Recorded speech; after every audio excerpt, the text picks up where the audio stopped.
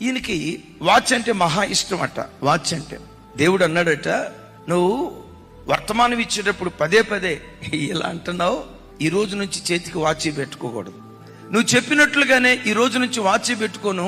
వాచి తీసేశాడట. తను చదువుతున్న బైబిల్ కాలేజీలో ఒక అమ్మాయిని బాగా ఇష్టపడ్డాడు. ఆ అమ్మాయిని పెళ్లి చేసుకుందాం అనుకున్నాడు.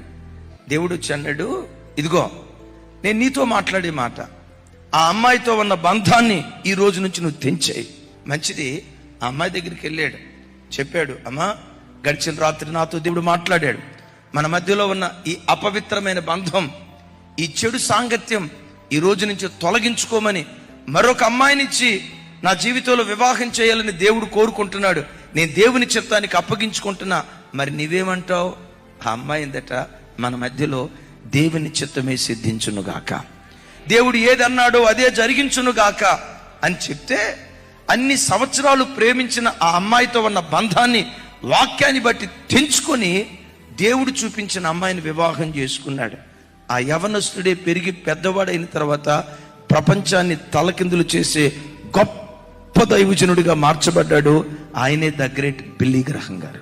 ఈ ఒక్క మనుష్యుడు 171 దేశాల్లో అడుగుపెట్టి కోట్ల మంది ప్రజలను ప్రభు తట్టు త్రిప్పాడు. ఒకరోజు ఆయన అడిగారు, అయ్యా ఆకాశం క్రింద భూమికి పైన కొన్ని లక్షల కోట్ల మంది స్త్రీలను నువ్వు చూసావు కదా, నీవు చూసిన స్త్రీలందరిలో అత్యుత్తమమైన స్త్రీ ఎవరు? ఆయన చిరునవ్వు నవ్వుతా ఏమన్నాడు తెలుసా?